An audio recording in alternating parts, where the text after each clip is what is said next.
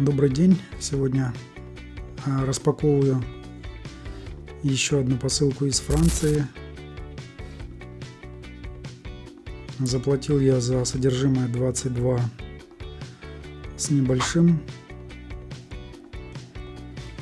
С учетом цены, в принципе, неплохо упакованная. Предмет номер раз. Все неплохо, но позже заметил трещину на этом блюдце. Трещина свежая, непонятно, в пути или до. Предмет номер 2, крышка. С ней все в порядке. Ну и главный головной предмет.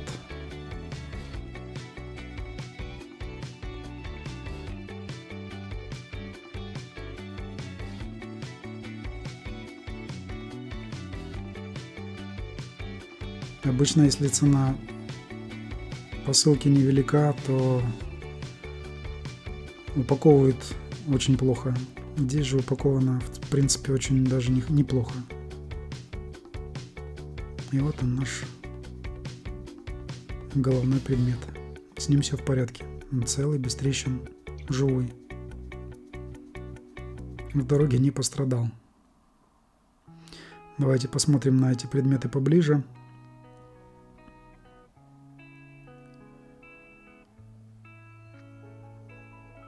Кувшинчик грушевидной формы, ручка в форме петли с крышкой.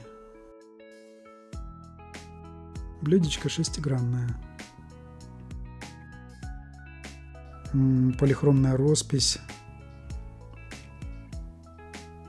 с золочением. Первое, на что стоит обратить внимание при атрибуции, форма. Форма неправильная.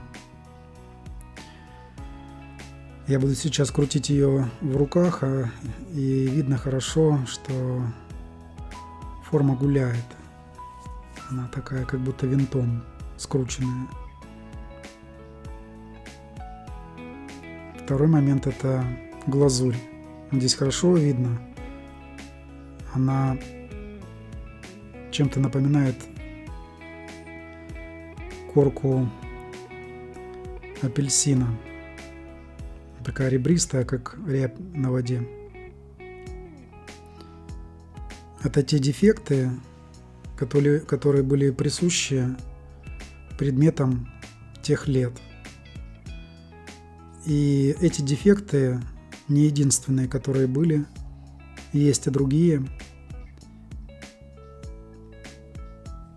Но по-другому тогда делать люди могли, но это было очень непросто, это было очень тяжело. Даже то, что получалось, это было непросто.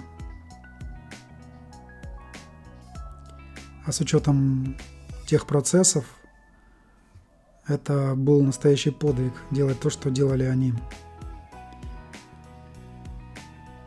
Что еще бросается в глаза? Здесь есть краски плоские и выпуклые. Желтый, зеленый и синий. Они здесь в виде таких как будто бы бугорков на поверхности. Оранжевый цвет, розовый цвет, золото, черный цвет. Они плоские.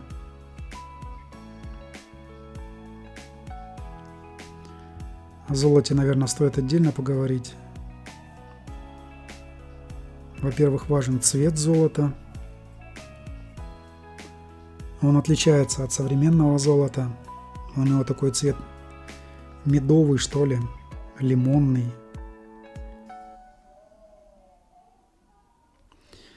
И стирается этот цвет неравномерно. Он не такой, как современный, который наносится гальваническим способом, имеет такой красноватый оттенок и блестит как металл. Но здесь немножко все по-другому. Я имел неосторожность использовать скотч для этого, малярный скотч для этого молочника, сливочника, для этого кувшинчика. И когда я его снимал, я заметил, что часть золота, небольшой кусочек прилип, остался на этом скотче, на малярном скотче. Если бы я использовал современные предметы, это было бы, скорее всего, невозможно. Со старыми предметами нужно учитывать этот нюанс. Еще раз, на что стоит обратить внимание? Цвет красок. Количество красок. Я сейчас не буду углубляться в мотив, художественные приемы. Они, кстати, немножко отличаются от европейских. Вот я уже немножко проговорился по поводу европейских, неевропейских. Вот здесь вот видно, да, что такой немножко оранжевый край. Не совсем до конца пролита глазурь была по крышке. И да, здесь тоже вот видно кольцевая ножка, как глазурь обтекает черепок. Вкрапления, вот на что стоит обратить внимание тоже, очень важный момент. Они здесь присутствуют и в эмали, и в черепке, и на дне предмета, и внутри. По периметру внутри предмета, да и снаружи, если присмотреться, видны такие как бы концентрические круги. Видно, что предмет формовался на круге гончарном.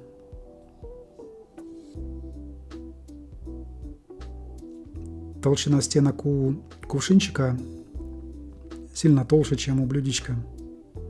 Блюдечко прям совсем тоненькое. Форма, кстати, этого предмета – это экспортный китайский фарфор, больше типичный для европейского рынка, и китайцы этот фарфор делали именно под европейский рынок. Такой росписи, такой формы. Кстати, китайцы золото используют очень скупо. Много золота – это в основном европейская черта. Здесь же золото присутствует достаточно. Потери, к сожалению, есть, но и возраст у предмета тоже почтенный. Что еще из важного?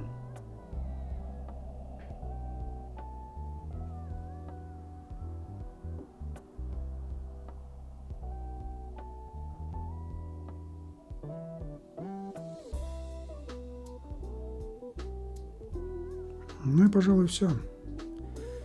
Есть еще много других моментов, о которых можно говорить, но они уже будут второстепенными. Главная форма, второе краски, цвет красок, какие краски используются, глазурь, вкрапления. Давайте теперь посмотрим, что нам покажет по поиску картинок Google.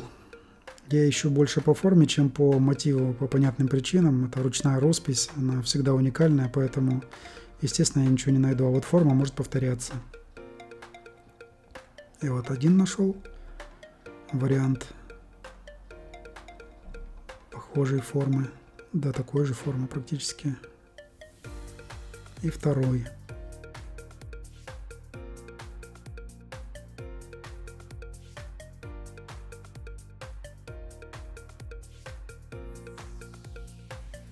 Все остальные в выдаче здесь которые смотрел, не такие, как этот.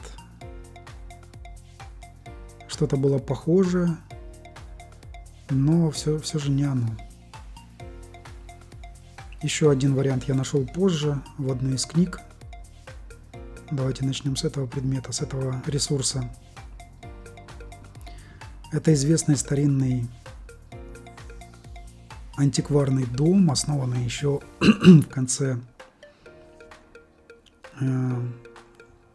19 века, 1800, не буду врать, в конце 19 века. И они до сих пор работает. Это такой достаточно уважаемый, серьезный ресурс. И вот этот предмет, здесь у него много фотографий. Во втором, к сожалению, фотография только одна. Здесь видно хорошо и дно, и можно его увеличить, и вкрапления видны. И носик можно было рассмотреть. Этот, кстати, носик чем-то описывает его как клюв воробья. Вот второй предмет, второй ресурс. Ну, по-моему, просто один в один, удар в удар. И цвет красок, и вот эти краски, которые возвышаются, зеленые, синие, как я говорил. Просто один в один. Немножко другой мотив. Но он и не может быть таким же. А это сайт Национального музея Норвегии. Здесь написано, что неизвестный производитель, но дата производства от 1700 до 1800 с чем-то. Они тут таким широким мазком взяли, как бы не до 20 века. И вот этот третий ресурс, о котором я говорил, это книга «Искусствоведа». Она писала статьи и докторскую диссертацию на разных языках. Вот на русском я нашел, есть и на английском. И вот такая же форма, как у нас. Вот этот, кстати, предмет находится в Эрмитаже. И перед тем, как закончить, перед тем, как поставить точку, задам такой вопрос. Как вы считаете, стоит эта посылка этих денег или нет? Теперь уже точно все. Пока-пока.